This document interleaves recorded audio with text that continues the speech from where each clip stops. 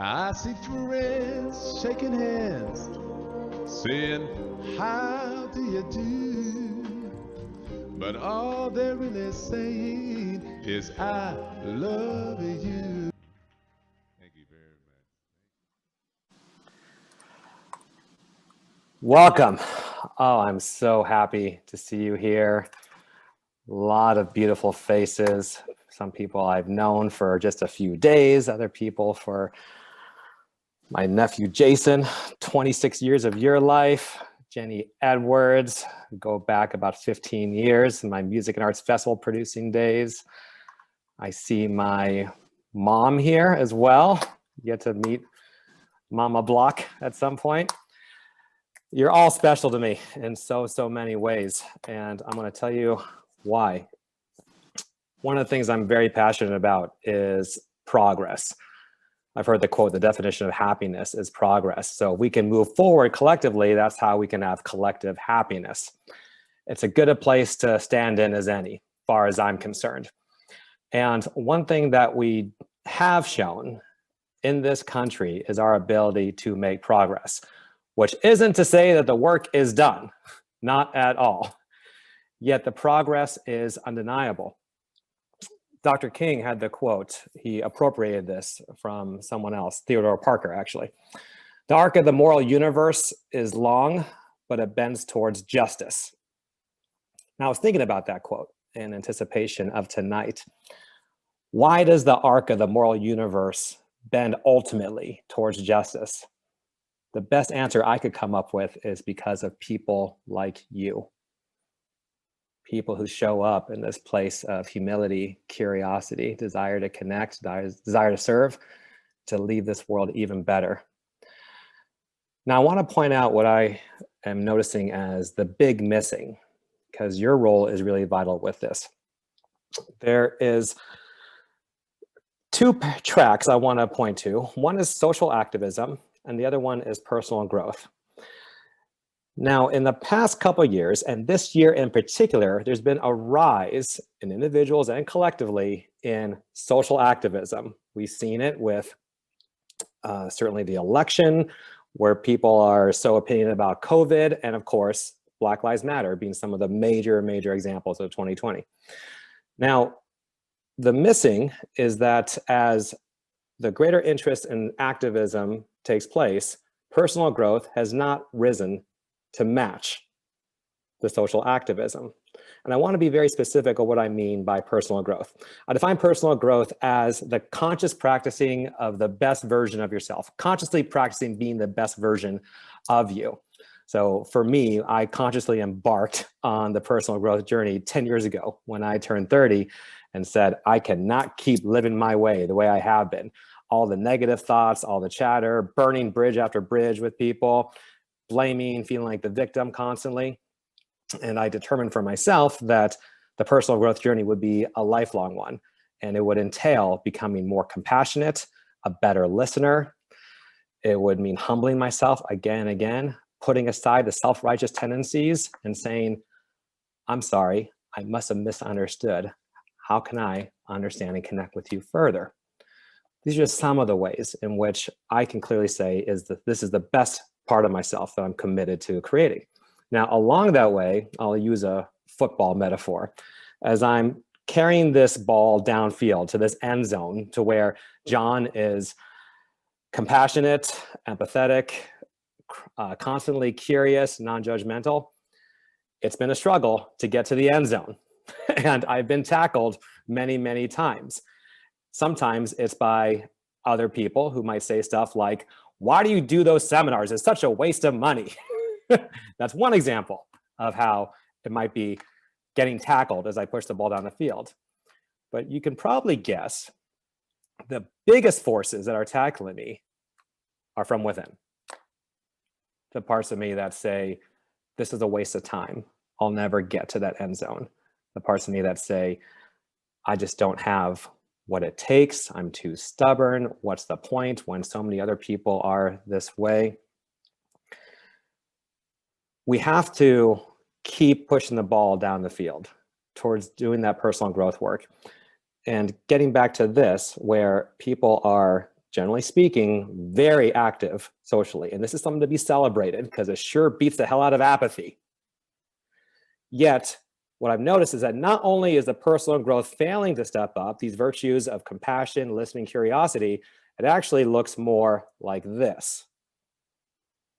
That the more socially active people get, the compassion diminishes, the curiosity diminishes,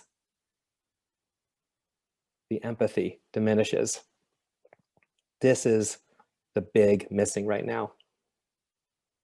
One reason I respect and love each of you so much is because we're addressing that together, this chosen family for the evening. We are going to do this work together.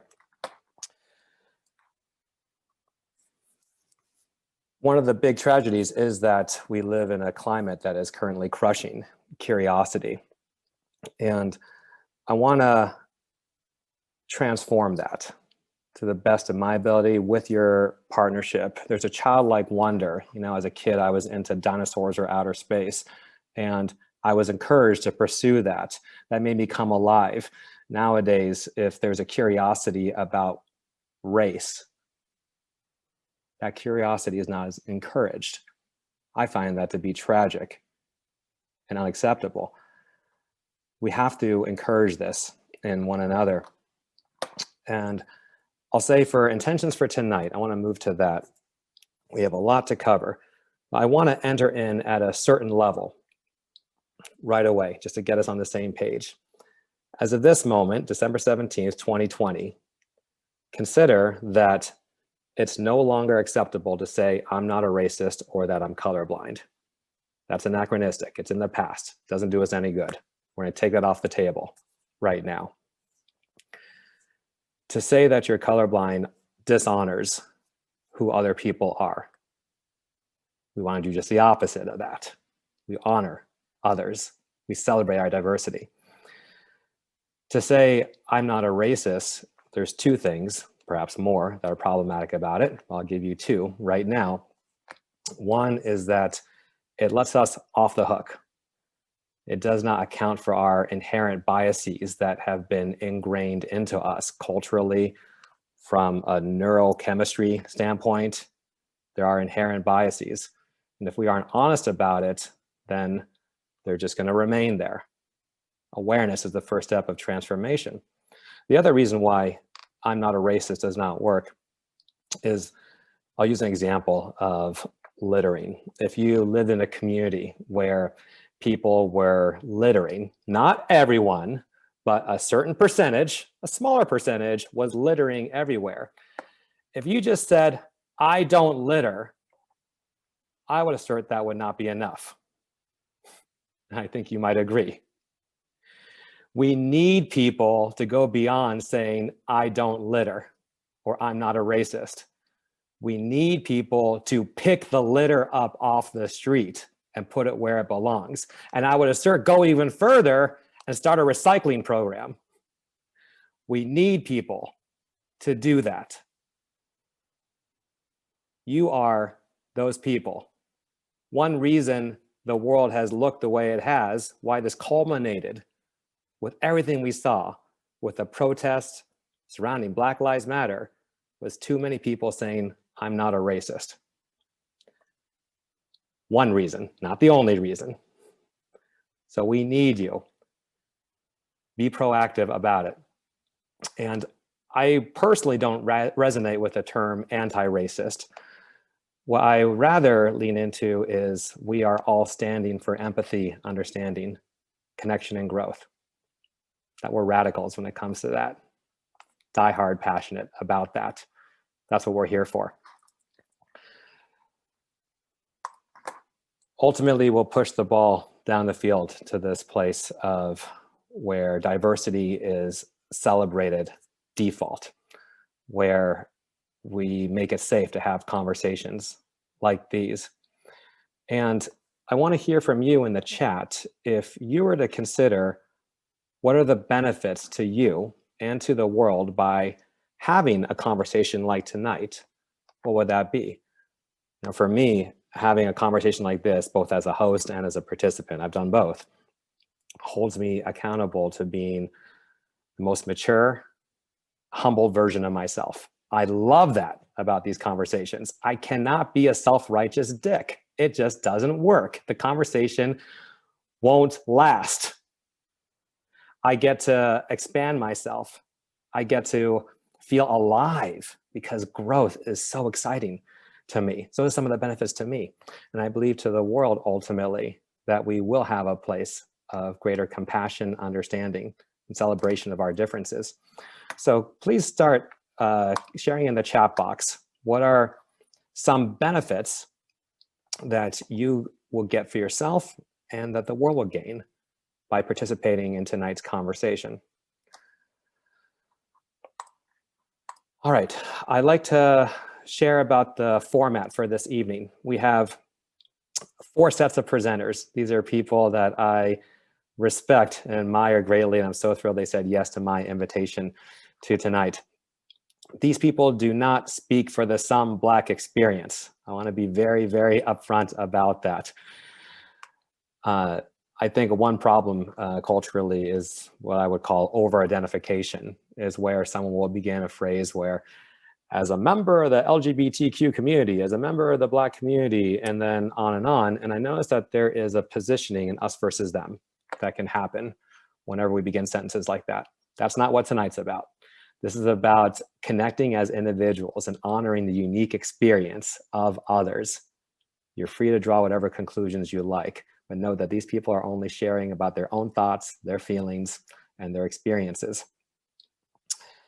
Please have your video on so we can connect with you. This is really important. Ideally, we'd be doing this in person. To me, one benefit is that we get to have people from all over join us.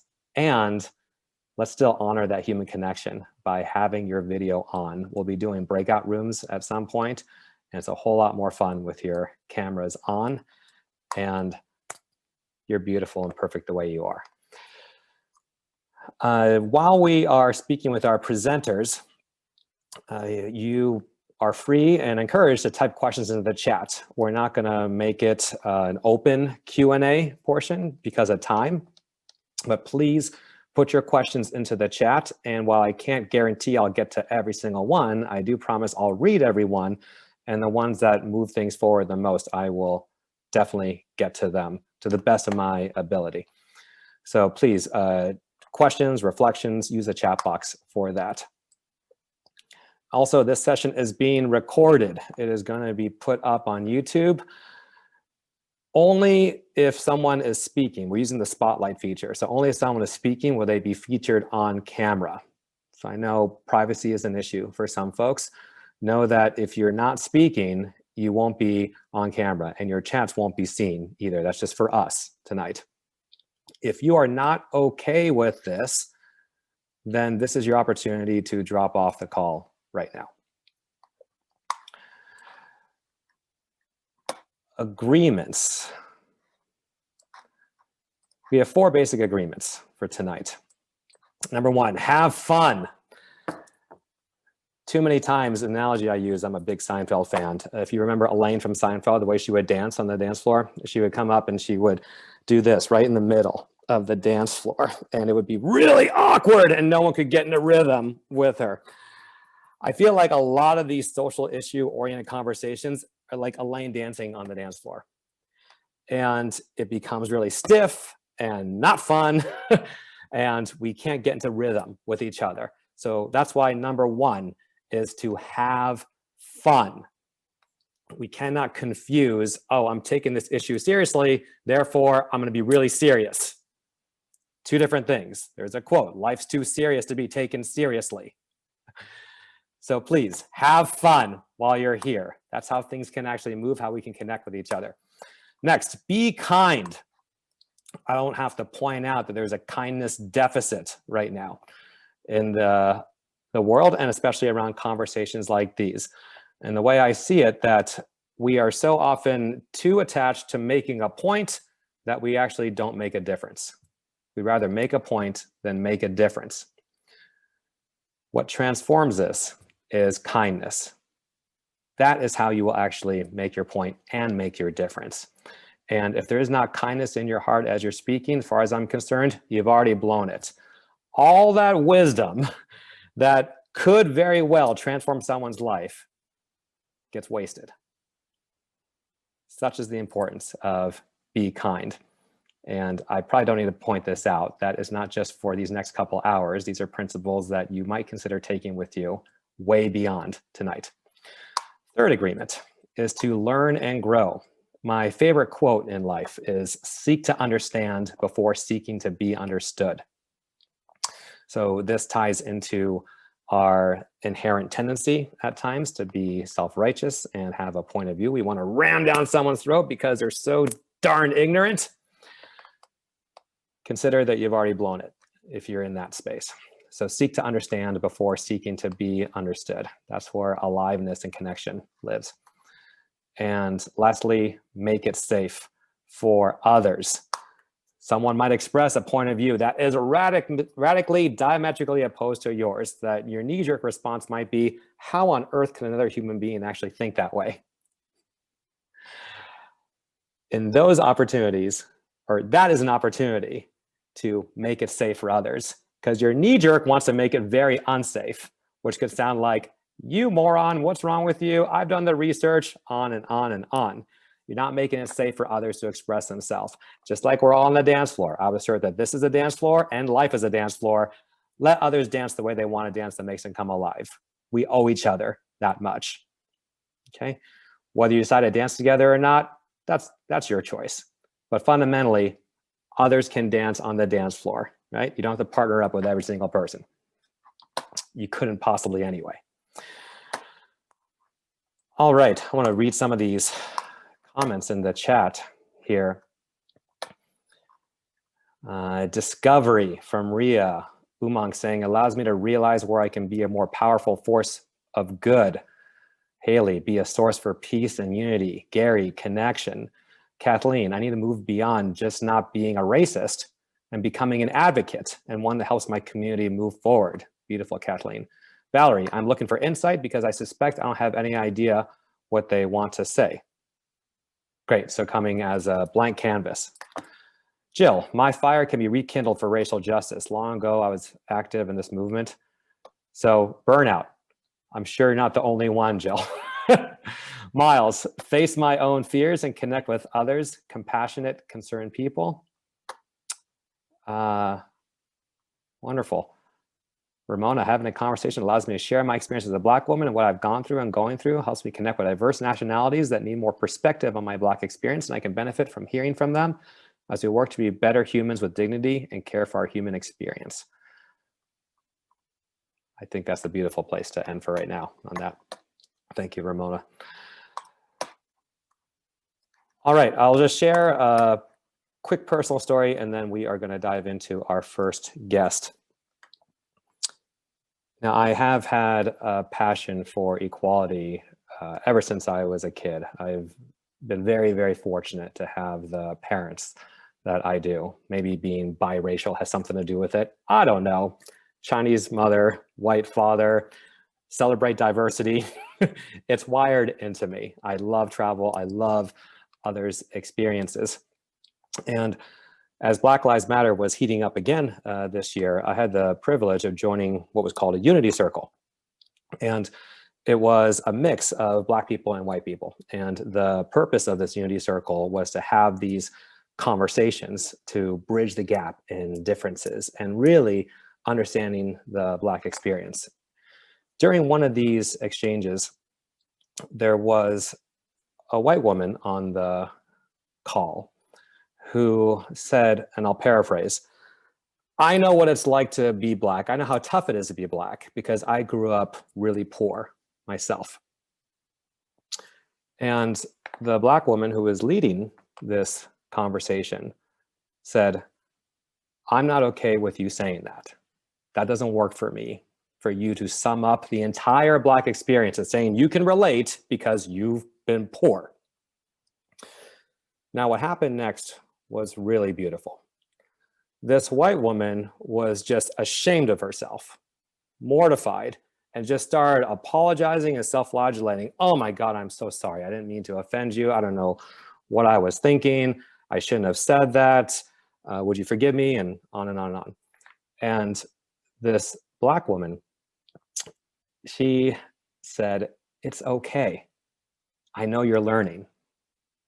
If you're learning a musical instrument, you're going to hit some wrong notes. It's okay. As I'm watching this, I thought, wow, this is gold standard. This is how it should be done. We're all learning. Have some compassion for one another. And we all can learn from each other. And how lucky are we to have that? All right. I'd like to introduce you to Anania Jones. Let's bring up Anania. Can you hear us? Mute. Yes. Hi. Hello. Hi. Welcome. Hi. Welcome. Sorry, I'm expecting. So it takes sometimes things pop up and it takes me a little longer to to get here, but I'm here. Yes, you sure are. Both of you. You are 6 months now? Not yet. We are 4 months and 3 days. Wow. So, thank you so much for being here. I'll start with a general question. If you could share with us, Okay. where'd you grow up? Where do you live now? And what do you do for a living? So I grew up in Indiana. I now live in San Diego, California. I am an artist. I sing, songwrite, and anything creative. And also have done body work, massage therapy, healing work. So yeah. Okay. What did I miss? Did I miss any part of the question? I'm sorry. No, that was very comprehensive. Yeah. Okay. So you and I spoke before about conversations you've had about race with Black people Yes. and white people. And I'm wondering if you would share with us how those conversations have gone for you. So we would start with Black people, your conversations about race. If you would just give us a sense of how those have gone, what challenges you've experienced in those. I would say in talking to my own about race, there's always kind of a, we kind of have like a language that we kind of understand. And so there's a shared experience, and just, we know what you've gone through. I understand. So there's kind of a shared experience. I think it gets interesting when it comes to us explaining to people that don't look like us. What do we say to them? Some people that are close to me are like, I don't feel like I need to explain myself. They should know. I think there sometimes can be trust issues with that, because sometimes we felt like, we've tried to say something, but no one listens. So it's interesting. Some feel like, no, let's welcome it all in. Let's talk about it. So even amongst, people that look like me, other African Americans, other Blacks, it's interesting that there's different views on how to approach the subject of race. So it's been really good for me. I always love talking and asking questions. And so I've had really positive experience, of course, amongst my own, but also, sometimes there's things that I'd see things a little differently. And when it comes to people of other white people, there's not just white people, there's, Yeah. people of all kinds of that, that have questions about race. But it's interesting. There is sometimes people might say something and be very fearful about, is this okay to ask? Is it okay to call you? What do you want to be referred to? So sometimes there's some awkwardness. I feel like I'm very comfortable and open. You can ask me anything. So sometimes I feel maybe I could feel their awkwardness or like shyness or of wanting to approach me about certain things, but they just, don't know. And have these conversations been productive, you think? Yeah, I think so. Absolutely. It could, because what happens is, especially since everything was going on this year, I've had several of my friends actually call me and say, hey, listen, is there anything I can do? You know, can you please help? Like, they just was like asking for help, which I thought was amazing that they set aside their fares to actually ask me. And I found it to be once we got over that initial, you're okay, you're fine, you're safe, then it was really heartwarming to just listen to them share. And then they allowed me to share things that they had never known, because they didn't ask, so they didn't know what my experience was. And I think that was really kind of an aha moment for a lot of people that just never thought to ask me, and they didn't know it was okay to ask. And so when I started to share what I had gone through or been through, they were like, oh my gosh, wow, I didn't realize, like, I had no idea. So you do appreciate the question, which I'm sure you've gotten a lot. What can I, as a white person, do to help? Yes, or just understand, like, what can you, like, or what can I do to, like, tell me to understand what you're going or what you've experienced. So yes, I appreciate that. Yeah, and then where do you go with that conversation? I really start, I just, you know, I'm very open. So I share experience with them. I said, yeah, you know, I think a lot of people, it's surprising to them. I think they don't realize how this isn't so far away. You know, we think about slavery and we're like, that was a long time ago. And sometimes we just have this idea of where history's at, and you don't realize that it's right there. Like, it's not that long ago. You know, I'm 39, and growing up, you know, we've had members of Ku Klux Klan call our house. We've seen our dads being stopped by police officers for no reason other than what he looked like. We were terrified to go through certain states. Like, my grandfather went through things. He remembers, you know, having a colored only, and my dad even remembers. So it's not so far away. And I think a lot of people are really surprised when I explain that. It's just kind of a jolt, like, oh, you're right. This isn't, you know, way down in the boondocks of history that, you know, our lives have been touched. My life has been affected by these things. So I find it really, when people sit and listen and ask, and I'm allowed to share, and I think sometimes it gives me the opportunity, because I'm not a person that's just going to go up and start. I don't, you know, I don't just, you know, I would say, like, I'm probably not a person that has a big platform about, you know, where I came from and who I am. So it actually is helpful for me too, because there's something kind of healing about bringing that up and sharing to someone and explaining my experience that I think sometimes I tend to keep, you know, inside, and I don't really feel comfortable myself just airing it out. So it was kind of healing for me as well. And like, oh, wow, you know, this has really affected my life. So do you feel at two-way times street that you suppress certain parts of you that do want to speak more out on this? Oh, absolutely. Absolutely. Mm-hmm. And why is that? I think it maybe just subconsciously of, you know, I think I always want to go forward. So sometimes maybe I'm, you know, not wanting to dig up some of these things, because in my mind, I'm like, you know, well, that's what's happened. You know, I want to move forward. And I think there's also a sense of, maybe even me, like, I don't want to make people feel bad, but that's part of learning. Like, okay, sometimes you need to feel uncomfortable. So I think even on my part, where I'm just like, you know, I'm just kind of I want everybody to be happy, and that maybe I just tend not to even dig up some of those things myself, because it is uncomfortable. And even for me, and saying it shouldn't be, but it's just, you know, that's part of the world we live in, I think. And that some of these things even affect you and how I express myself. So yeah, that's a good question, because I hadn't thought about that. So thanks for asking that, John. Yeah. Let's look at the history more, because I completely agree. I feel that the more into the history I've gotten into, the more humbled I become. Just like, oh, the empathy just increases more and more and more. And I've had some teachers in this, whom I'll be introducing you all later tonight, who helped me with this journey.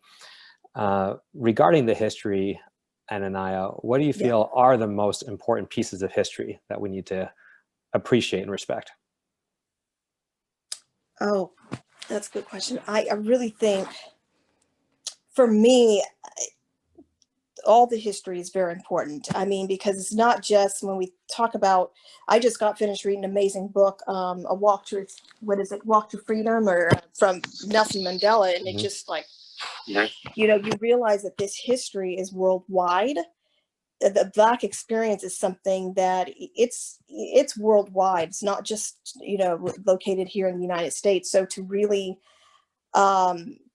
look at the Black experience all over, because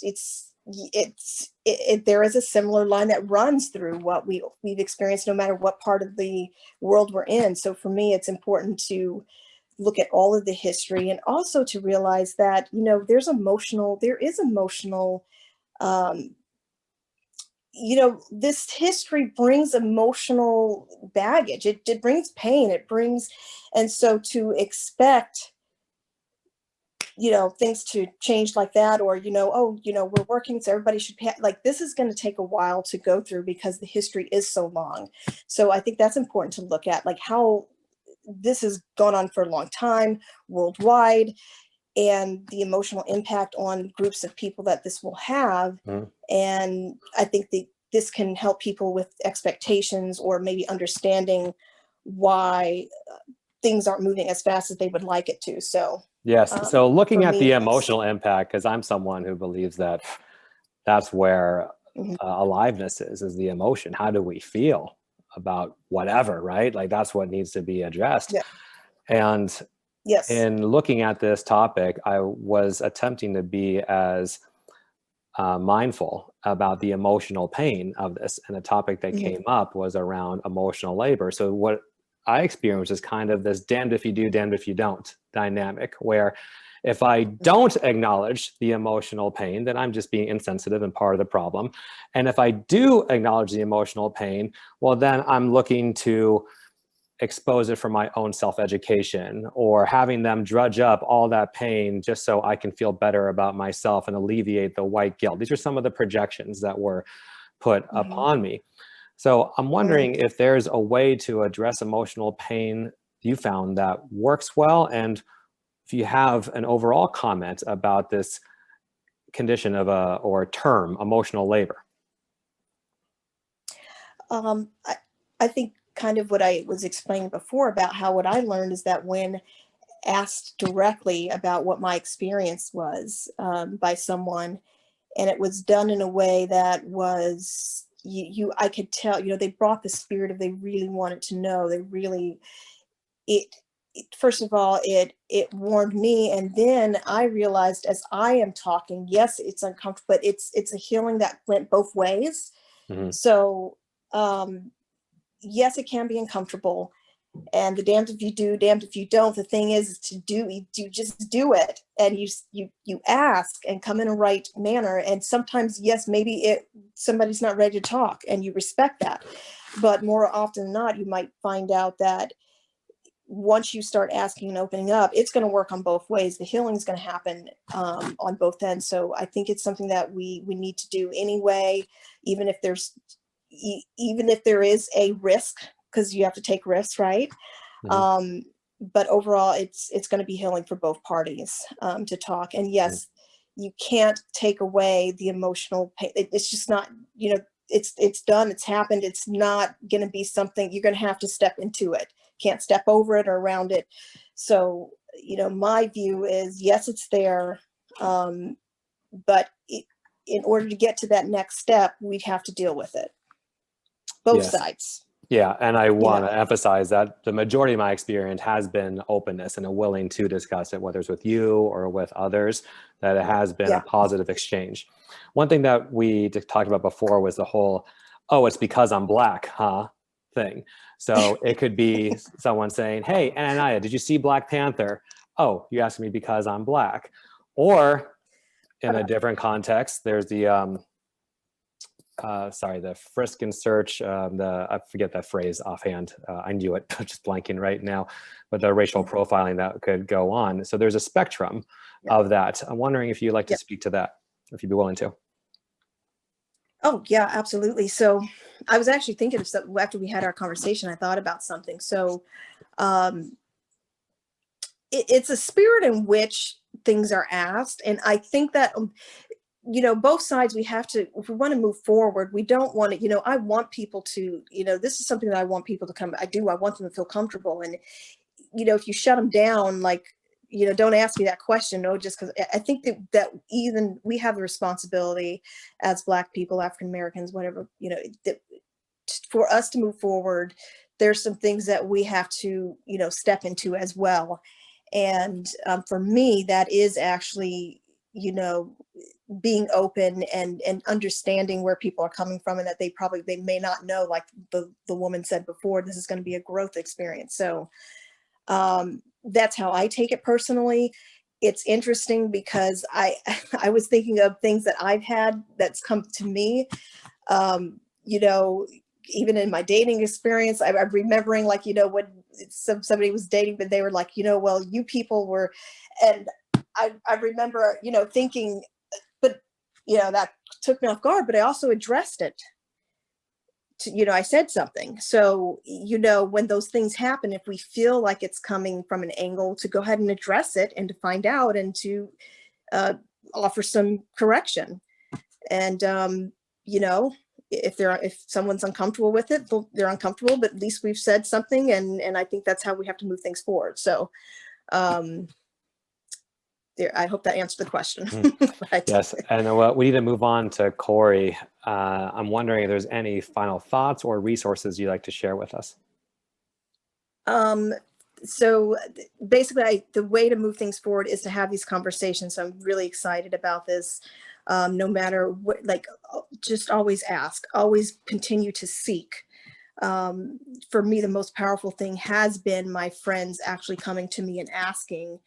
That really moved me the deepest. So the one-on-one conversations is really important, and not just, it's good to study, because do that as well, learn, maybe take a day out a week instead of watching what you normally watch on, maybe, check out some Black history, check out, there's podcasts, there's so many avenues. So, but be intentional about it, is what I say. Be intentional.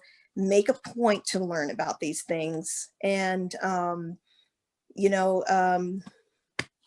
I think that's all I have to say on that. So.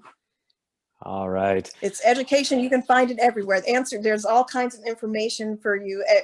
This is, my mom used to read, one real quick thought. My mom used to always read to us, and she would read not a biography or a biography on, and a Black person, and there, and that's how we got started. And she would go to the library and get, tapes on history. So I remember from a very young age, she made it a point that we knew about our people and where we come from and our struggles. So that's a huge thing. If you have children, like, really, start young and just plant those seeds so that they have a wide picture of everything. All right, Mama. Appreciate you sharing that with us. All right, so the way we acknowledge each other on Zoom is just by putting our hands up and just sending love and appreciation to Ananiah. Thank you so much for being with us. Hold my phone. All right, let's move to Corey. Peace to all. Peace to all. Happy holiday season. Thank you very much. Is the audio's cool? You can hear me? Yes. Yes, audio Okay, and absolutely. video. Technology. Mm-hmm. All right, so let's just start with the same question. Where'd you grow up? Where do you live now? And what do you do for a living? Well, I grew up in the Bay Area, Northern California, and I'm here right now. So I guess, after traveling, it's like it kind of comes full circle. What I do for a living is up for debate, but I would say I'm an artist. I'm a creative, you know what I mean? I'm a mercenary. I'm a shaman. I'm a healer.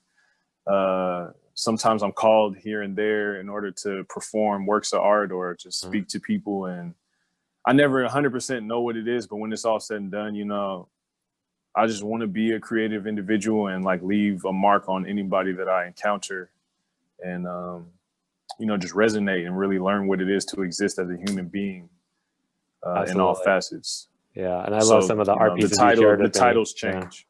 Yeah, absolutely. I appreciate it. Wonderful. Yeah. All right, so this one is, I'm excited and I want to settle a context for what we're going to cover with Corey. And Corey's going to share an experience he had with the police that for me was very eye-opening. And how we're going to do this is I want to turn the floor over to you, Corey. And it's a story that you shared before, and I appreciate you being willing to share it again. Like, I don't know if it's healing or annoying for you at this point, or a combination. Yeah, that's one. Who knows? Yeah. Who knows? I have a voice, so I got to use it. Yeah, and we so appreciate you using it. So how about I turn it over to you, and you just start with you were jaywalking, or presumably jaywalking one night? Yeah, it was probably like 4 p.m. or something like that. Just walking from a friend's house on the way back to, my mom's house to change clothes and get ready for an evening that we had planned. And I guess this cop saw me cross the street. It was no lights in the area, but the cop saw me cross the street and pulled up on me and, asked me license and registration. I mean, not license and registration, but like for identification pretty much. And gave him my identification, and then he went to the car to run my, my name and all that, just to see who I was, I guess. And during that time, like, he asked me some questions, and I was just asking him, what was the reason for it and whatnot, because, there was no cars coming, pretty much. It was one of those expressway streets, and it wasn't super busy at the time, but he saw me in the distance and stopped me. And he was running my license or my identification, and another cop pulls up. So I guess he called for backup. And so I'm standing on the street. I mean, I'm standing on the grass because it's like a public storage place, and I'm facing the street. And this officer standing there watching me. And pretty much at that point, I had seen some videos of just some encounters gone awry, so to speak. So I put out my phone to just, kind of film it. In retrospect, hindsight's 2020. But basically, I started filming them, or I wanted to start filming them, and he told me to put my phone away. And I, kind of ignored him just because I was a little aggravated at the whole situation. I was just like, I'm going to make a phone call. Somebody's waiting for me. I just told him that. So I went to. And for clarity, Corey, there are how many officers at this point? It's 2 officers at this point. One's in the car looking at my identification, and the other officer is to the right of me, just kind of like standing there, hand on his belt, just looking at me. You know what I mean? And were they white? Yes, they were. Yes, I mean, yeah. For basically the 2 officers. He tells me to put my phone away probably twice. I didn't do it. And then he just he runs towards me pretty much, or like, comes at me. And as he does that, then I go to put my phone in my pocket, and he grabs my right arm. And then the other cop gets out of the car, sees this happening, grabs my left arm. And basically at that point, they were telling me that I was under arrest. And, they put the arm bar, they had me basically against the truck, arm bar in the neck, like my face is in the glass at this point in time. And, they're telling me like, stop resisting, because my arms just kind of tense, because just the way it happened so quick is like, I didn't necessarily feel like I should be under arrest. You know what I mean? So I was just basically asking them what's the nature of my charges, as they were like aggressively trying to put me in handcuffs. And like, it was basically them 2 and me. And then at that point, I look over my shoulder and I see, because my head, I'm like this basically against the glass. I look over my shoulder, I see a guy at the public storage place. I asked him to film the encounter pretty much. I just yelled to him. I was just like, can you please film this, sir? My name is Corey Williams. And then the whole time they're basically saying, stop resisting, stop resisting, stop resisting. No correspondence, no answering to my question, nothing like that. And at that point, I don't know if he called for backup while he was in the truck before he got out, but 2, 3 more cop cars show up, and 3 other officers basically show up. And in between, somehow, from like, basically, I don't remember what happened from the point of me being against the car with their arm in the back of my neck to me being face down in the grass. and getting like punched and, you know, kicked in knees and, you know, stuff like that. I got tased basically, I believe, because I blacked out at a certain point. And then basically when I wake up or come to, or, you know, it's just such a flash, you know, it's like I just feel that sting, and basically I'm looking up and I just see, you know, all of these officers around me, and I'm still feeling electricity flowing through my body. And, you know, at that point it's just like the fear or whatever. So I'm just like, okay, whatever I need to say to get them to stop. And then they handcuff me, basically. There was an ambulance on the way. At the time, like, I would have refused had I, you know, because that's a bill. But basically the ambulance was showing up, and you know, they sat me on the curb, and basically all of them were taking pictures of their knuckles because for whatever reason, they kind of were standing around me. It felt like an intimidation or something was taking place. I don't want to insinuate anything, but, you know, this is why we're here. So, yeah, so that happened. And then I got handcuffed to the gurney. They put me in the back of the ambulance. And then I went to the hospital. You know, I had to break down in the ambulance because I wasn't trying to be weak in front of the police, because it seemed like that's what they wanted, was to break me. But, you know, so then I basically had to go to the hospital. They forced me to take a tetanus shot, which the ingredients of the tetanus shot or the hepatitis or whatever for the taser prongs, I had to get stitches. I don't know what was in the shot, but, you know, that's something else we have to investigate as far as like the dumbing down of people via like, you know, medicines and whatnot. But because this happened about, so was it 3-4 years ago? Yeah, it happened at the end of 2015. And you feel that you're still feeling the effects of that shot. Is that right? Yeah, it just felt, because basically it's like they forced me to take the shot and then they sent me to jail. So I was in jail for 48 hours after that. And it was like, all I could account for is how I was prior to the incident and how I was after the incident. Because, you know, I was in Los Angeles, I'm an artist, I'm making music, I was going on tour. I was going to go on the road with a notable act in LA. And I came back to visit my family real quick, you know. And after that situation, I had to go to court for a year. But the side effects started to like slowly kick in to where it's like I started hearing voices. I started like feeling just like paranoid about everything. You know what I mean? Going out in public, I felt like. And before then, though, like, you were in jail for how long? 48 hours from when I got picked up, and then they took me to the hospital. They gave me the shot. They stitched me up, and then they took me to Santa Rita, and you know, put me in there. And basically, you know, everybody was trying to intimidate me. They was like, "Oh, you like to fight police, huh?" And just, you know, I had to go to court for a year once I got out and fight off a felony case because they said I assaulted the officer and demanded that he kill me or something. If you read the police report, that's what their accounts were. And yeah, so basically it just kind of changed my whole life. You know what I mean? It was like a year of continuously going to court and getting police reports, talking to lawyers. And, you know, people was telling me I shouldn't do it. I shouldn't try to like fight the case and sue the police department and all that. But yeah, you know, I got a. So tell us about that process. I mean, so you did go ahead and sue the police department.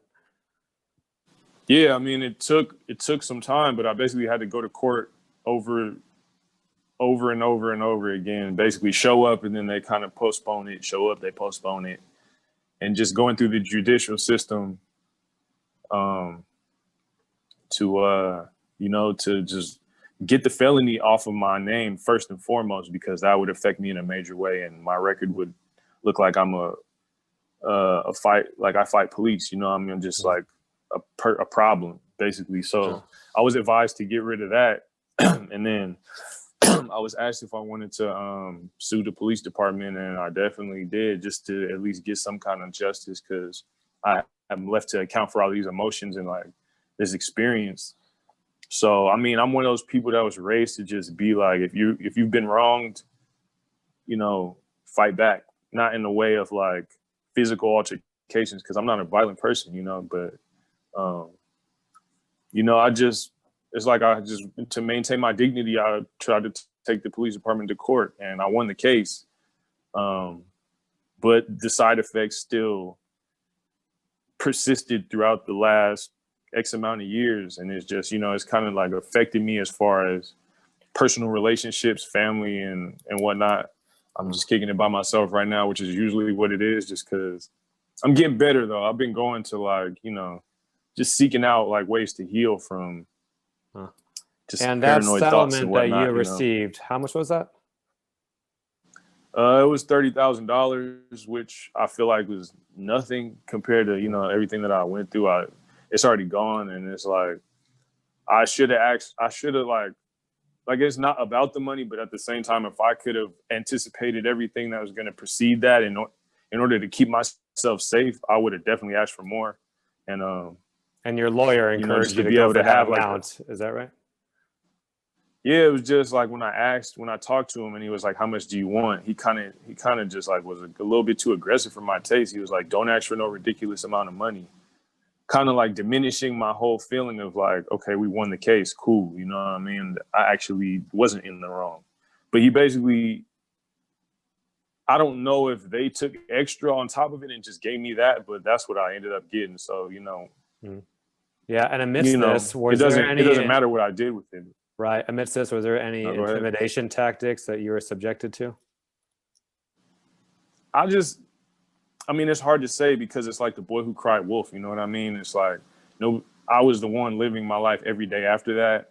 And I know there was an increased police presence in my proximity. Like once I finally got a car when I was driving around, or it seemed like there was just incidents that would occur, or like, I don't want to speculate because it might make me sound crazy to people. You know what I mean? I just feel like there was definitely a heightened level of like aggression of the people around me. It's like people I didn't know when I would go out. It was almost like people were trying to verbally, I don't know what the term is, like intimidate or like poke at me in a way of like racist rhetoric and like double talk and things like that. And, you know, that could sound crazy to people, but it's also built into somewhat of the Black experience where, you know, there's trigger language that just takes place that just tries to make you feel inadequate, lazy, dumb, or, you know, like a criminal, which after this incident, it definitely heightened my awareness of people's awareness of me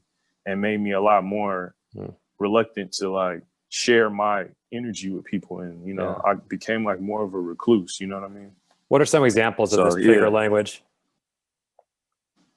I mean, realistically, it's like, you know, I'll go to the store and I'm going to pay for something and I pull out a debit card or something. And then somebody's like, oh, is it going to work? Or, you know, certain things like that. Or people just wanting, I mean, it sounds crazy, but it's just like, after that incident, my awareness of it just went high. It's like people would talk about chocolate this or, you know, lazy that or something like that when they would in my presence. And it just, I'm in a neighborhood where it's like I'm one of the few that's around. So well, you know, it's just the like the energy, the frequency is like I feel like I could pick up on it. But you know, once again, this is just my personal perspective. Exactly right. It is your personal perspective and there's nothing crazy about it. So the last thing you need to do is be framing it as crazy, not for us. And I would say not for anyone.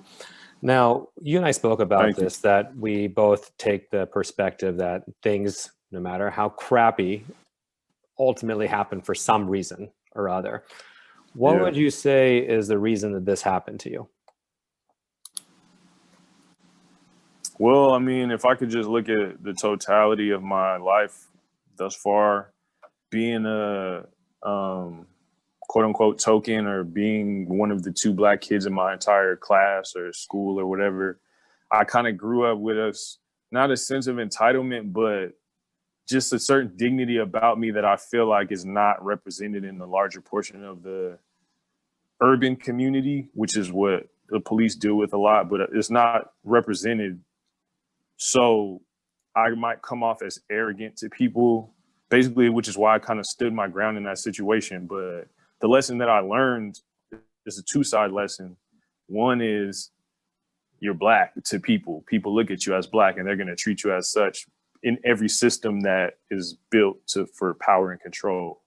So I was almost oblivious to the whole thing because I just had a free spirit from growing up around all these different people and eventually becoming, you know, absorbing their likeness. And like, if I have an opinion, I'm going to speak my mind. I'm not afraid. You know what I mean? Some people don't like that. So that's the one thing I learned is like, you got to be careful who you show your light to in this world, because some people don't care, or some people are sent to destroy it, you know, by nature or by law.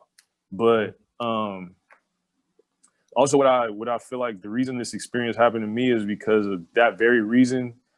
It kind of like, no pun intended, charged me up, you know what I mean? To where it's like, all right, now I know I have a purpose, because I could have been Oscar Grant. I could have been Mike Brown. I could have been George Floyd, whatever. And it literally happened. But for something like, I'm getting kind of goosebumps talking about this, but like something snapped me back, you know what I mean? And it was almost like a second chance. So it's like, it changed my whole perspective on things, to where it's like, I don't care about the frivolous things that people are bound to.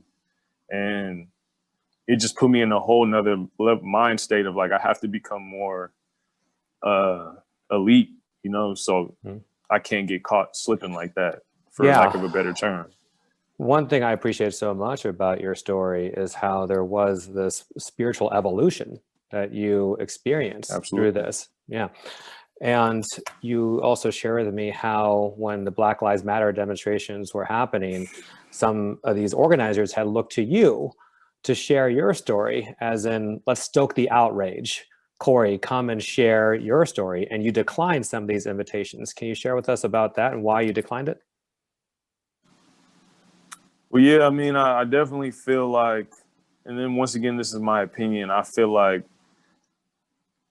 first off, I feel like the way the world works is like an energy exchange. So if you can get a bunch of people, like look at any institution, like a church, like a, you know, a rally, if you could get any institution or a group of people to express strong emotions in any direction, it's going to help you to further your cause of like whatever your cause is. So if you want civil disobedience, racial tension, and more Tower of Babel, people not being able to relate to each other and just arguing and fighting, then you give them a reason to, which would be the slaying of a Black man on TV that you televise over and over and over again, or just go down the line. So I don't necessarily believe that the Black Lives Matters cause, though it be a great tagline, I don't necessarily believe that at its essence and its core is truly about the liberation of the African-American melanated, whatever you want to call it, being on this planet, carbonated being.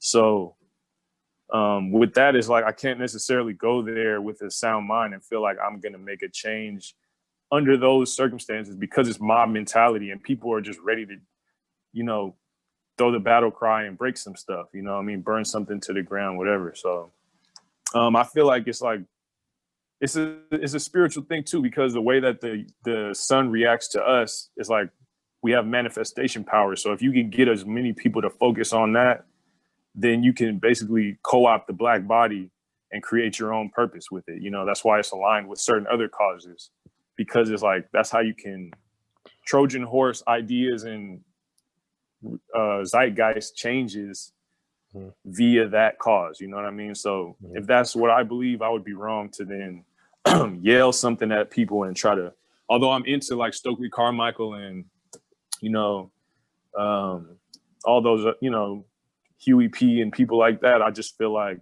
there has to be an evolved way that we handle it on a more spiritual plane, because if you break us all down to molecules, it's like the color was more about our proximity to the equator and just an evolutionary thing. There's definitely changes in chromosomes and whatnot, but if we're going to get along, it's like, I can't be like white people this, Black people this. I have to find a way to take it to the spiritual realm. And the spiritual realm is not easily jarred and not easily like just aggressive for no reason. As soon as there's a reason to be aggressive, it's like, I'm not going to go follow that, because that's when I lose. I lower my vibration and somebody else can take charge of my energy and use it for their purpose. So you know, that it just, I wouldn't have been in control of the outcome. So I feel like it's better for me to just sit back and put myself in a kingly perspective and, you know, communicate behind the scenes versus like in a place where, hey, somebody could do something and start a riot or assassinate me or something because they don't want another Malcolm X. You know, they don't want another intellectual. And when I say they, I just mean the powers that be that create all of this dissension amongst races. They don't necessarily want somebody to speak up on behalf of people that's an intellectual, and that could make people think maybe we shouldn't be just burning stuff and being angry and not hearing people out and being aggressive, you know? So yeah, I love the Malcolm X I just wanted reference. to choose a different route. Absolutely. I think a misconception a lot of people have about Malcolm X, and for me, it wasn't until I saw Spike Lee's movie that I really got this, is that people think of Malcolm X as this angry, militant, talking about white devil. That's the stuff that gets all the attention, makes the most noise, and people take note of that. And history tends to remember that. What they forget is who he became after that, when he had his pilgrimage and his heart open to the oneness of humanity. And he rescinded all the things he said about white people being the enemy. That's the Malcolm X. And that was one reason, to my understanding, he was assassinated, because he deviated from that, if not the reason why. So I appreciate you presencing us to that as well. Corey, thank you so much for sharing your story with us. You'll be able to hang out a little longer too? Thank you, sir. Absolutely, yeah. Okay, wonderful. We're going to move into breakout groups. So we're going to have a discussion. Oh yes, let's give Corey lots of love and acknowledgement for being with us.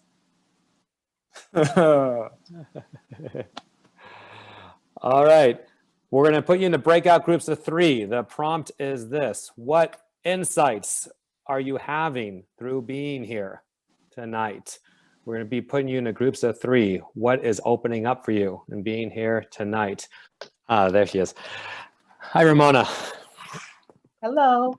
All right. Very excited to be with you tonight. Thank you for saying yes to my invitation to join us. I know you got lots to share. One thing that, we'll begin with our same question. Where did you grow up? Where do you live now? And what do you do for a living? I grew up in Los Angeles by USC. And then as a teenager, we moved to Oceanside, California, went to school at El Camino High School. Now I'm in San Diego for the last 20 plus years. And I am an educational consultant. I am the president of my own community organization called Dream Builders Youth Mentoring Network. So very passionate about youth and young adult performance and economics. Yes, I know economics is something that you and I talked about. It's your mission. And I'm wondering if you could share with us what is driving this passion for you. This connection. I know that there are people, not just Black people, but people in general, that are not cultivated.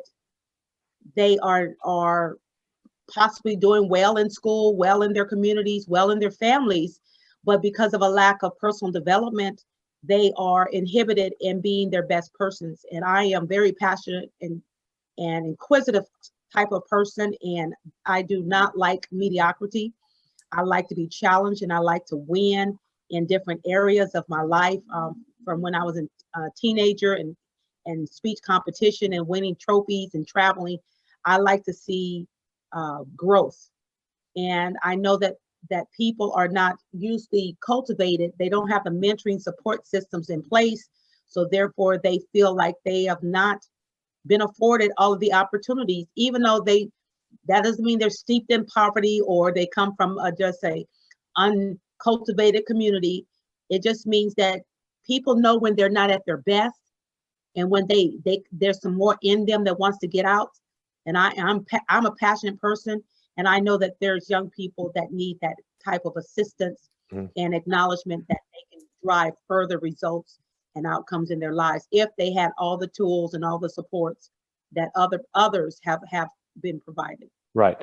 So honing in on the Black experience, you brought up the term generational wealth building has been especially problematic for the Black experience in America. Can you share with us about that? Well, I am very passionate about economic empowerment because as my mission, educate, equip, and empower. I mean, one of the things I say in my book is, you know, everyone likes to win. I mean, what's the point of playing the game if you don't want to win? And winning doesn't mean that someone has to lose, but winning means that I'm going to make sure that I'm positioned for my greatest opportunities. Yeah. And economics is, in a capitalistic society, economics is the color green. And when Tiger Woods is on the golf course, they're not really focusing on his Black experience. They're focusing on the money generation that he brings to the game. And why do you think one of the ways. Yeah, let me ask you this question, because I think this is so important where we're going with this. And by the way, if I cut across anybody, I apologize in advance just because time is limited and I want to make sure we cover as much as we can. You honed in on something I thought was so powerful in terms of why is it that this has been a problem, especially so for the Black community with building generational wealth. Now, is it an issue of systemic racism, or is it something else? Like, what do you see being the reasons why this has been so challenging and so problematic for the Black community to build generational wealth? Is it hip hop culture? Right. When your experience is that your wealth was stripped from you, right? Egypt, and back in the day, they were one of the wealthiest cultures. They had scientists.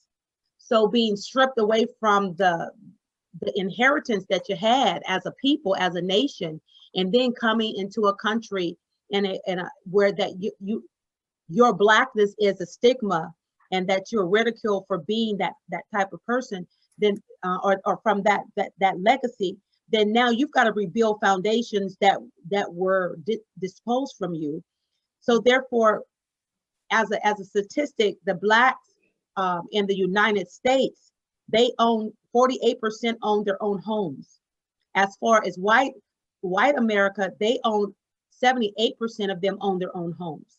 And they're able to pass that wealth generationally to the next generation. In addition, when you are needing social service systems to come and give you affirmative action so that you could just even be valued in the workplace for decades, then now you're already at a lowered position of building wealth. And wealth opens doors. Wealth means I build businesses, I build homes, I build fortresses that I can pass to my next generation. And they don't start from scratch. They start where I left off, and I was able to build the foundation for them. So African Americans, they normally don't have those types of economic empowerment structures in place, whether that's life insurance, so that when my grandmother passed away, she left us $1 million life policy, so that then we can buy more homes, and all of our cousins and nieces can go on and build families that last.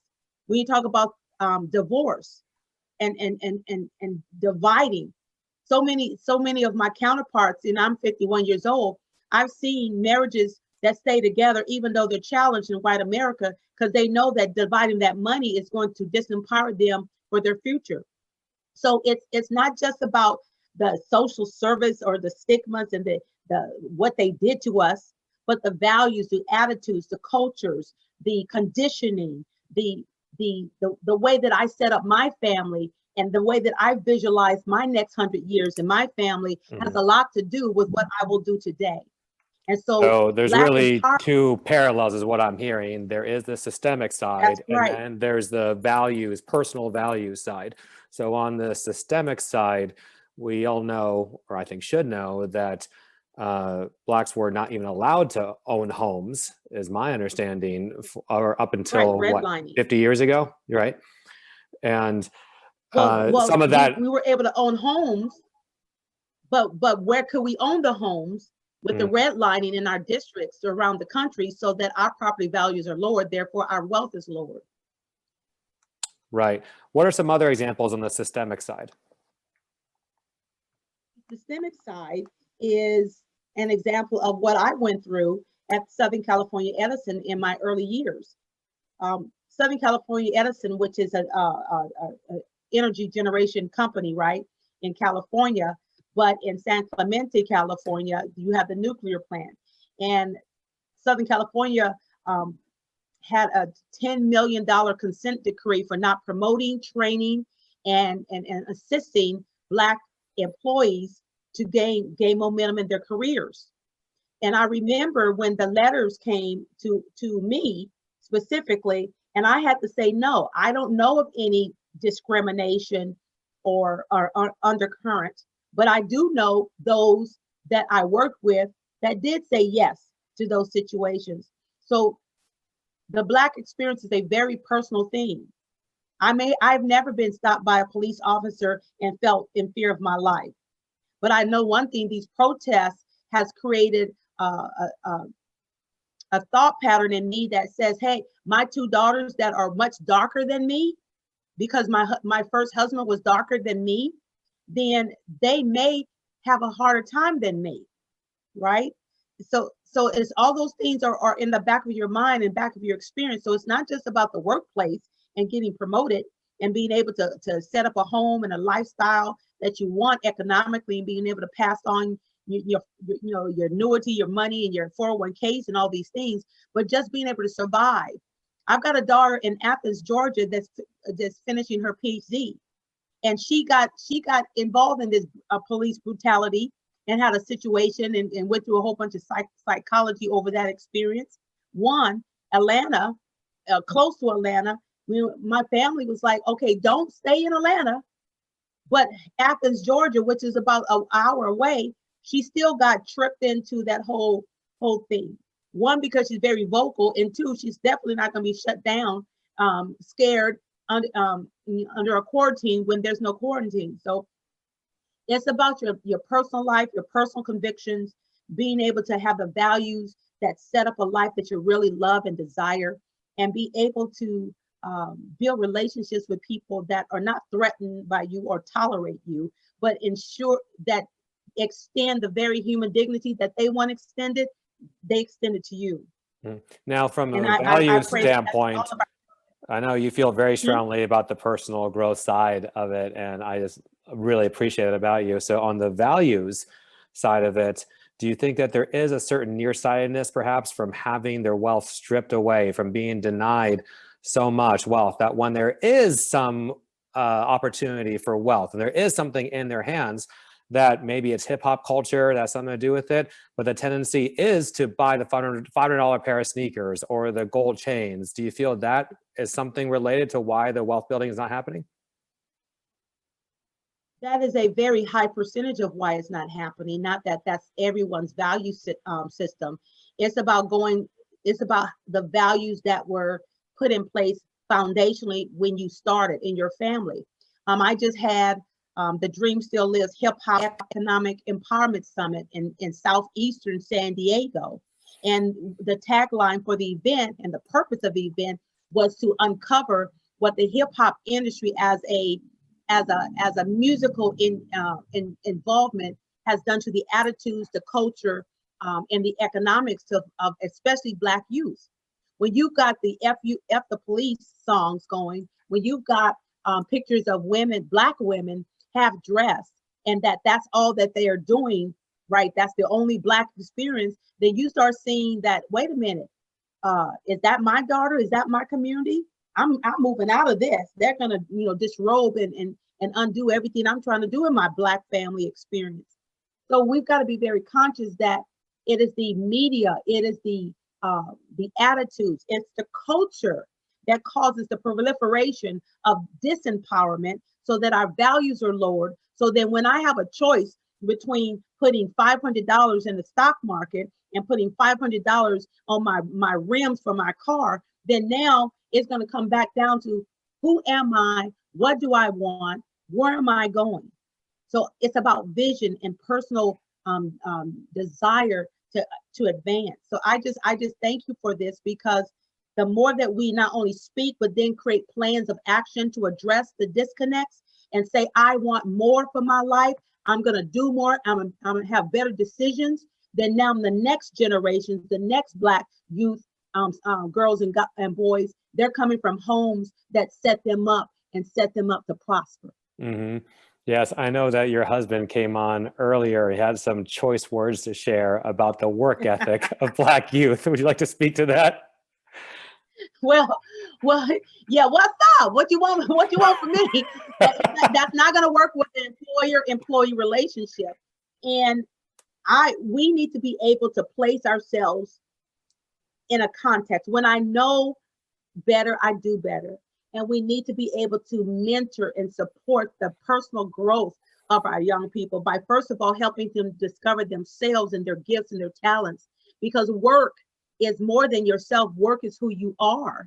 And so your job, your just over broke job, or your job that gets you to your work, or involves you to explore your work and opportunities, is now an expression of who you are. So we have to also build that up, the values and the expectations. If you see your daddy, your mom, and your grandmother and your granddad working, your cousins working, then you expect.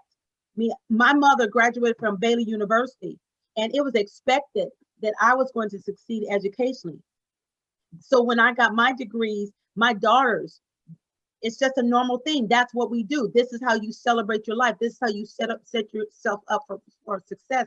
And if it's not that path, it's definitely something else that is just as comparable.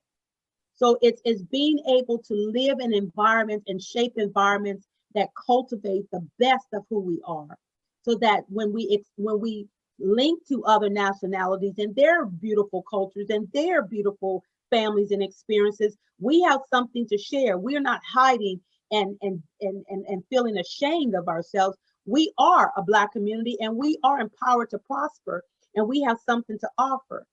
So that's when we can say that, we can do that consistently, when our values in our homes grow into the values in the community. Wonderful. Well, we could certainly end there. Or are there any final thoughts? Because we have time restrictions. We have our final guest to bring on. Any final thoughts or resources you'd like to share with us? I am very focused on reading literacy with what I'm doing in the earth. And I'm reading a book like a young lady that started The World Between Us. I can't even say his name, but the book, I've been told to read that book, and I've started that reading it, and it's a beautiful expression of a dad speaking to his younger son about, I hope your world is ready for you. And about that, we haven't really shifted, the Black experience hasn't shifted from the stories of his granddad to now the stories that he has to tell his son. Because it was a book that came after the George Floyd experience and all that kind of stuff. But my final thought is this, is that if we respect ourselves and we understand our personal journey and the commitment it takes to become your best self, then you can't help but give that same respect to the next person. Because life is difficult, and being able to journey on the inside is a treacherous journey. And if you respect your journey, then respect mine. I'm reminded of a story of Maya Angelou when she had an interaction with Tupac Shakur, and she delivered the same message to him about loving himself. It's beautiful. Thank you so much, Ramona. Let's share our love and appreciation for Ramona. Thank you. And please look at the chat, Ramona, and all the love that was shared to you there. Okay, thanks. All right, Michael and Anita.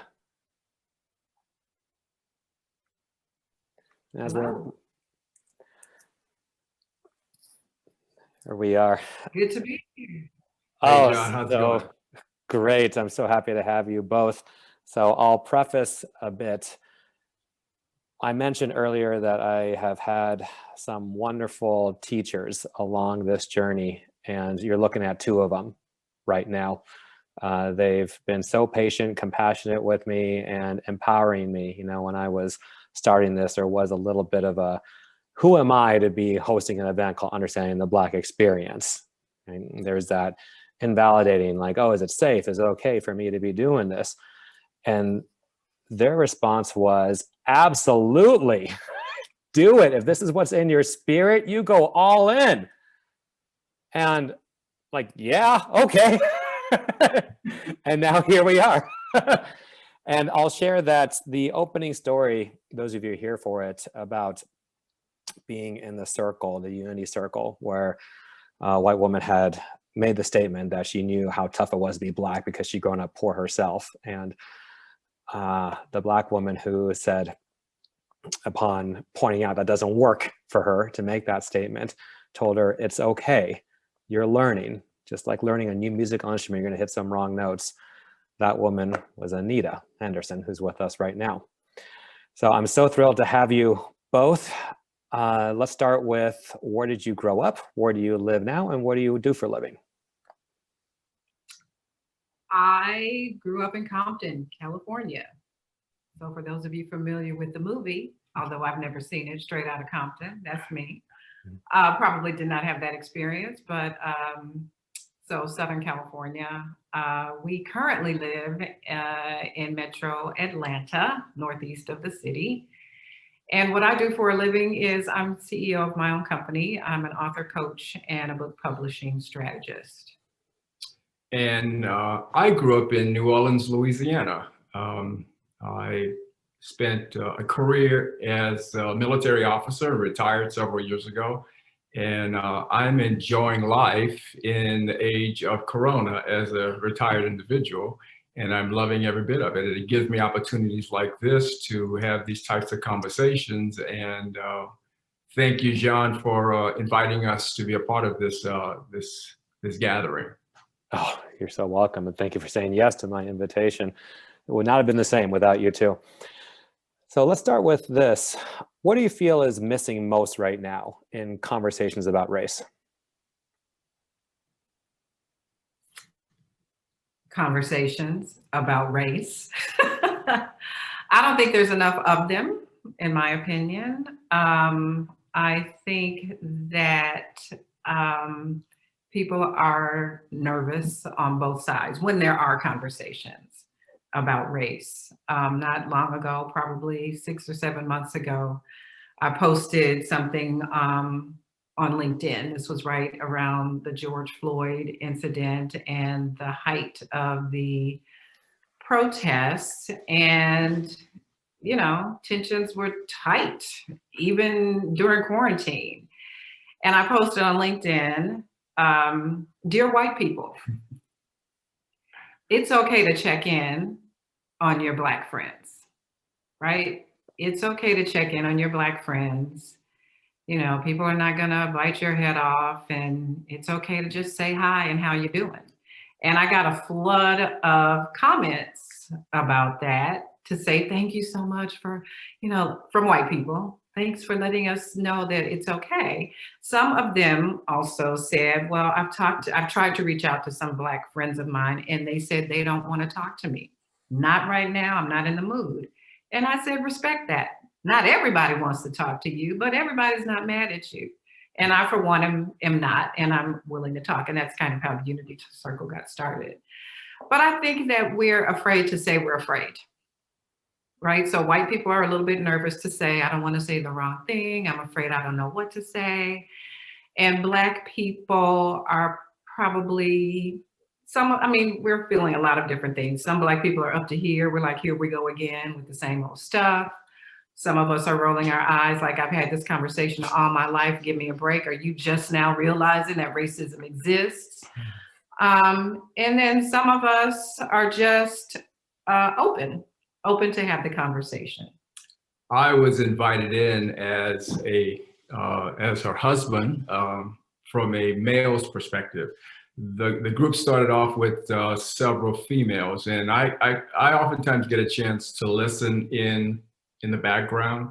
And she asked me, she said, would you be interested in joining the group? And I'm thinking, what would you like me to do? She said, I just want you to give your perspective, because again, the kind of questions that are going to be asked, I want to have a male side, and I'm sure that you will be able to respond in an appropriate way and allow this free-flowing engagement of conversation to take place. And I believe, John, I think when you came on, I think that was like the third time we had done that. So you had just come around the corner, and I was so glad to see another guy. It made the whole experience a lot more engaging and much more fun.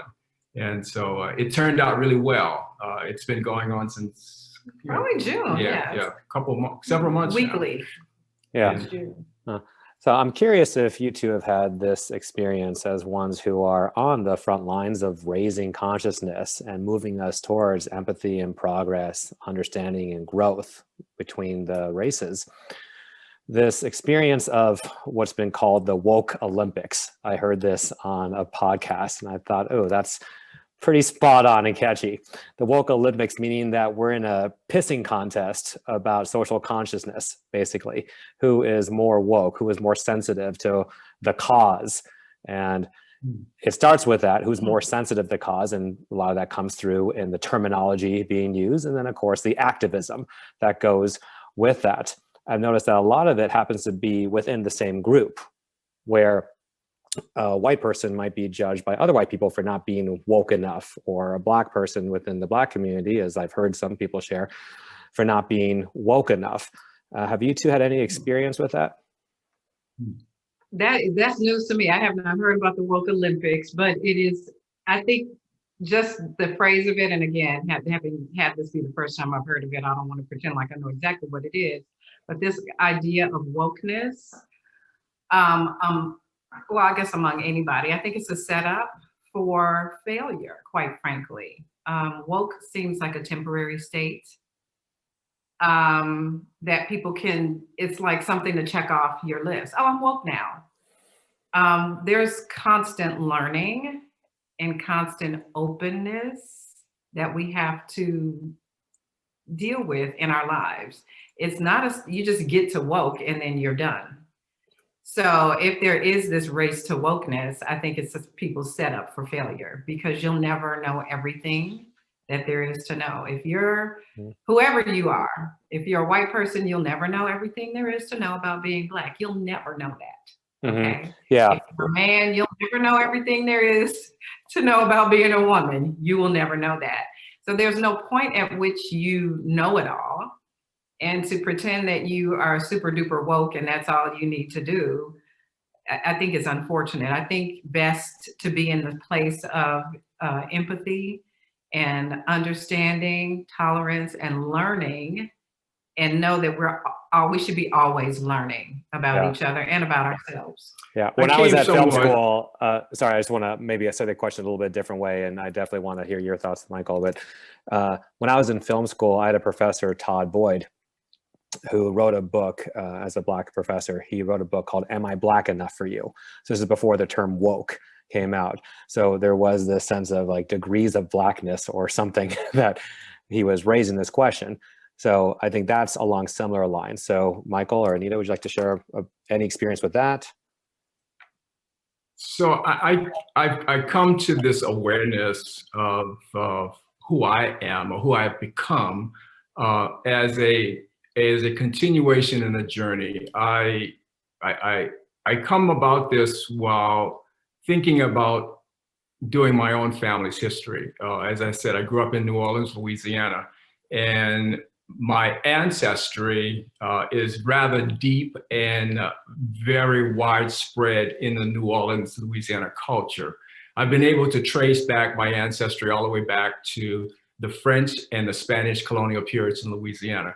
So when I went on this journey to discover the history of my family, I came across some really interesting dynamics that helped me to look at myself in a historical context in terms of the people that I came from. And so this journey of discovery helped me to really gain an appreciation for knowing one's history, first of all, and then looking at one's history in the context of the people you come from and how that history looks upon these various groups of individuals in which you come from.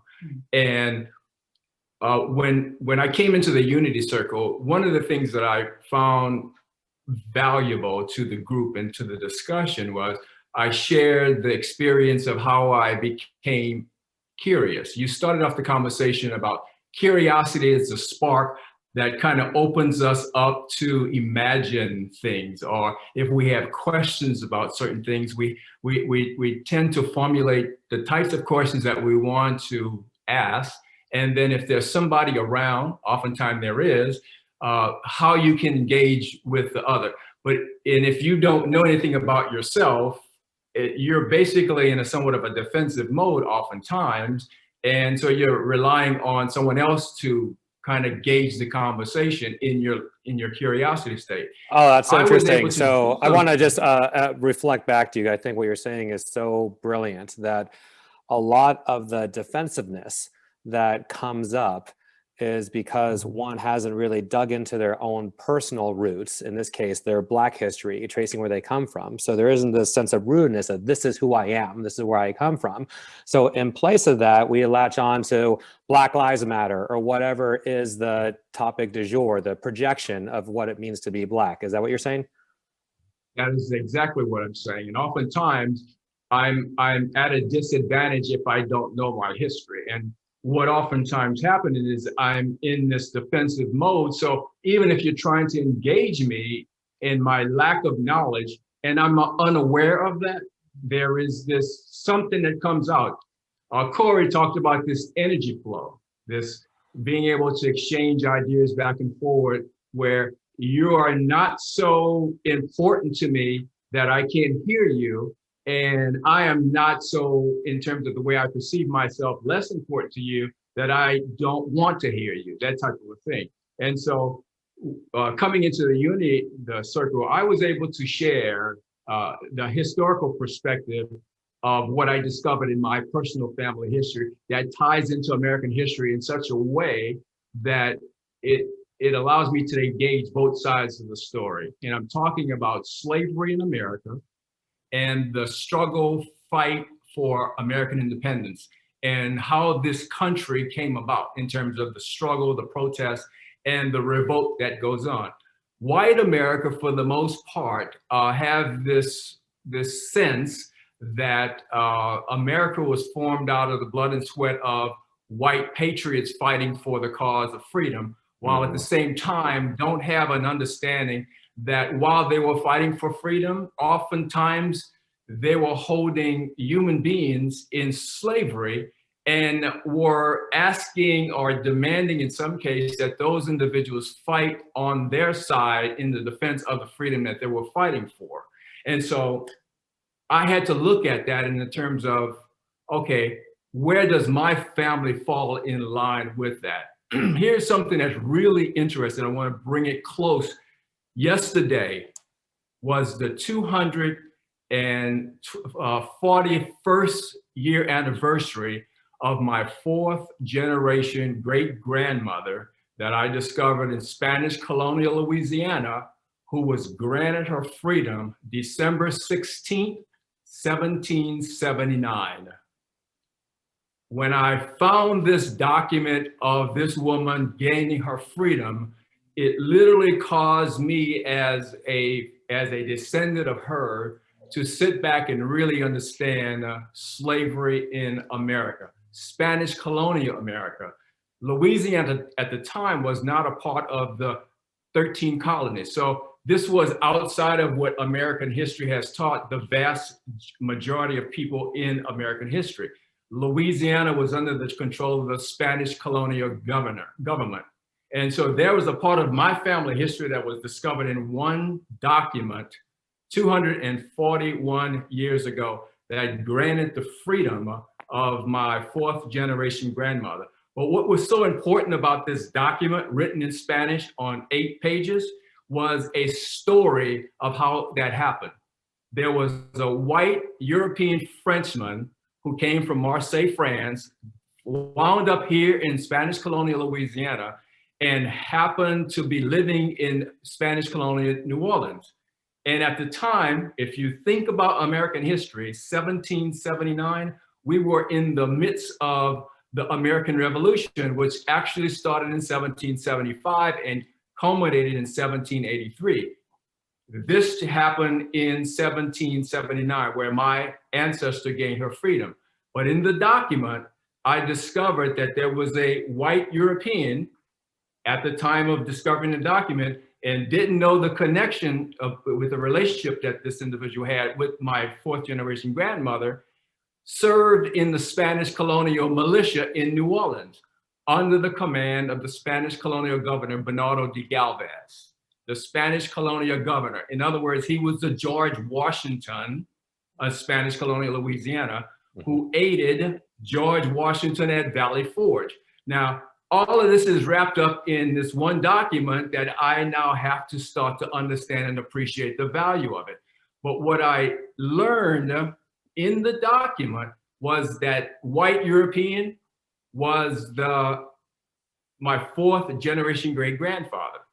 These two had a relationship during this tumultuous time, one white, one enslaved, getting ready to grant her freedom. And then they produced these offspring, 7 total. I'm off of the line of one of the males, and that history came all the way down to me. Now, I had to sit back and think about this because one, I have a female of color. She's part French and she's part African. And then I have this French European ancestor who's white, who's in Spanish colonial Louisiana. And so this history is now my history. How do I tell that story? And that was the journey that I have been on for the last 30 some odd years until it culminated into me actually understanding the dynamics, what was happening. Now, here is another connection that I want to draw close to you because she's my fourth generation great grandmother. That's 7 generations from me to her. 4 generations down from her, after gaining her freedom, December 16th, 1779, 4 generations down in the year 1896, 95, there was another major case, Supreme Court case that culminated right after the Civil War, right after Reconstruction, and it turned out to be another dispute of an individual trying to determine the value of him as an American citizen. And it went all the way to the Supreme Court, and it culminated in the case, the US Supreme Court, Plessy v. Ferguson. I don't know if anybody on here is aware of that particular story, but it was a man of color who boarded a train in New Orleans, first class passage, and was taken off the train because he was sitting, because of the law, in the wrong section because of his color. And it was determined, written out, that because of his 1/8 African ancestry, blood mixture, he was considered a Black person. 1/8. Well, that 1/8 person was my fourth generation great grandmother, December 16th, 1779. So history is collapsing for me, and it's becoming very, very real. Come all the way down to the Board of Education, Brown versus the Board of Education. I am now, as a young person, is becoming a recipient of all of the struggles, all of the fighting, all of the things that history has been levied down, and it takes the Supreme Court to allow me as an American citizen to be able to access the education system where white folks and Black folks can now come together. And now I'm thrust in there as a young kid, and on a playground on the very first day when I entered into this white school, I'm walking, thinking, what am I doing here? Because up until this time, I had spent my schooling amongst all people that look like me. I was 9 years old, and I'm getting ready to go into the sixth grade. And here was an opportunity for me to now get an education where the education in a Catholic school was going to give me some balance in terms of the equal rights and participation that I, as an American citizen, was achieved. On the school ground, 4 young boys come walking up towards me, and this is how I'm greeted. Hey, what are you doing here? And I'm looking around wondering who are they talking to? Because up until this time, that was never a challenge for me as a young Black person. And I looked around and I said, "Are you speaking to me?" And they approached me. And as they came towards me, one of them called out and said, "Yeah, I'm talking to you. What are you doing here?" And before the word came out of his mouth, because he basically was getting ready to say something, that word, "What are you doing here? Nigger." I had never heard that word called to me in that type of a dynamics. Immediately, I'm grabbed by the back of my shirt by some adult that was actually watching this engagement. And we're hauled off to the principal's office. And I'm sitting there now wondering what has happened to me. When Corey was explaining his story, you're talking about an energy transference, because while he went through something as a grown adult, I'm 9 years old. And now I'm trying to wonder about what has now happened to me. So from that point on, I'm now getting ready to do history in my family, because before I told you what I told you before, this had happened to me and I was totally unaware of what was going on. And now that I have a different perspective, that I come from a group of individuals who was once enslaved, who gained their freedom December 16th, 1779, and another individual who fought under the command of the Spanish colonial governor Bernardo de Galvez in support of the American cause for the revolution, the American Revolution. That part of my family history linked me together in a very, very special and unique way. So now I have a chance to really understand American history and the struggle of why we keep doing the same thing over and over. And there's always this one group thinking that they're more superior than other groups. And so with this kind of forum, giving folks an opportunity to hear at least the story that I get to share, or a story that Corey gets to share. Because if we don't tell that story in the manner in which you can appreciate it, you will make believe it never happened. And I just gave you history in a multi-dimensional from 1779 to 1965. And here I am, a living memorial to the testimony of that family lineage. So now I get a chance to sit back and really understand what's really going on here. Because as Corey mentioned in his talk, we have to have a different spirit, because we do have people that are really, truly wanting to understand, wanting to really appreciate. And oftentimes I find it's through their miseducation, purposely, intentionally, or by the sheer, I don't want to know about that. Oftentimes I find that people don't want to talk about the ugly side of American history. But yeah, it reminds me of the whole statement that is so, we talk about we have to enter in a certain level and certain things are anachronistic, like I'm not a racist or I'm colorblind. One of those unquestionably is slavery happened so long ago. We just try to chuck that out of the conversation. And the reason I thought this was framed really well, how Tim Wise, another person that you guys turned me on to, made the statement that someone who says slavery happened so long ago, yet that same person is popping off fireworks every 4th of July. Well, that happened a long time ago too, and we're all too happy to honor that. Why? Right. Because it feels good? Yeah. Yeah, I think people get to choose what they celebrate, what they commemorate. And when it's close to your own heart, then you can come up with all kinds of reasons why it makes sense.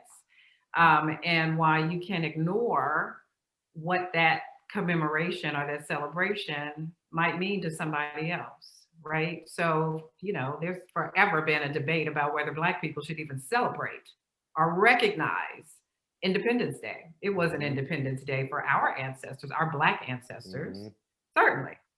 I mean, to Michael's point, right? You got America fighting for freedom, yet the people who were fighting were enslaving, not all of them, but were enslaving other people. That doesn't even make sense. But that is what this country is founded on. And until we face the harsh, cold truth of that, like really what that means, like sit with that. Like we raised the founding fathers up as if they are gods. But we don't want to talk about the fact that the majority of them owned people. Mm-hmm. They owned people. You know, one of the things that I also try to understand and appreciate is the fact that people will think what they want to think. And I'm all right with that. But to the detriment of me, I'm not all right with that. Because oftentimes, through your ignorance of not wanting to deal with the truth, you do more harm to yourself because you don't know and you don't want to know. And oftentimes, I find it as a teachable moment to have the conversation so that you can actually talk to me and I can help clarify for you the areas that you may be wrong in. And I'm all right with the fact that I'm giving you my opinion, but at least we're engaging each other.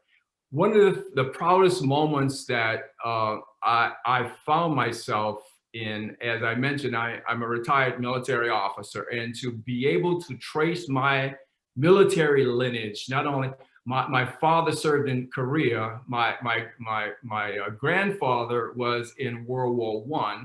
I have several ancestors that served on both the Union side and on the Confederacy side. I have four individuals that served under General Jackson at the Battle of New Orleans. And I have documented 6 Revolutionary War patriots of the American Revolution. Now, when I'm engaging people about history, I lay that out so that they could understand a perspective here, because I was willing to lay my life on the line while I was in the military. And I understand when somebody is fighting for their freedom, they will do whatever it takes to maintain that freedom. That's how we got where we are as America has evolved. But if you're going to deny the participation of my ancestry, and you're going to assume wrong, because my ancestor that fought in the American Revolution, all 6 of them were white Europeans. So that opens up another conversation of how did I find that out? I give them an opportunity to see that they might have already pigeonholed me and thought that my patriot of the American Revolution was a African American or a Black person. I said, no, that did not happen. So I give you a chance to show your ignorance about the totality of American history, and then we're able to engage each other so that you can gain clarity so that you won't make that mistake again. And that's what we try to do when we're engaging folks and having these types of conversations that we're having right now. Yes. So I'm looking at the time. I hate to have to cut this off. I have a commitment to end 1:30. So I will say that the richness of this conversation cannot be overstated. And so much so that we are going to do an event this Tuesday that's strictly for discussion. So you're all invited to this. If you're here tonight, you can invite friends. It's a very simple format from 5:30 to 6:30 p.m. Pacific Standard this coming Tuesday. On Zoom, we're going to be doing breakout groups. So we'll do 2 breakout groups. There'll probably be about 5 people in the group each. Then we'll switch you halfway through, do half hour each, and to be diving deeper into this topic.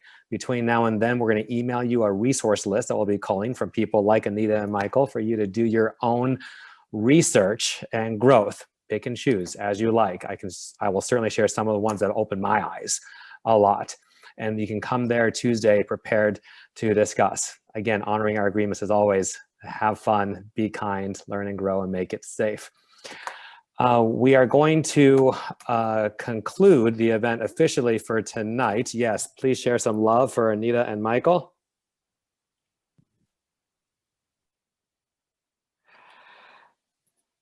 And we will do breakout rooms for anyone who wants to stay on and discuss further. Before we do that, I'll just say some closing thoughts of myself, for myself. Thank you so much for being here. As I mentioned, I did have some concern about doing an event like this, yet it was really superseded by this calling, this desire, and the sense that we owe it to each other. We owe this to each other, this level of understanding, of compassion, of empathy. We owe this to each other, regardless of our skin tone. We owe this to each other. And I could just sit on the sidelines and talk about it or do something about it. So this is one of the ways I'm doing something about it. And I invite you to consider what it is for you. Maybe just showing up at these events or having a conversation with someone else or watching some of these resources that we're going to share with you. I do stand by that we owe this to each other. The colors of the rainbow, so pretty in the sky. They're also on the faces of the people going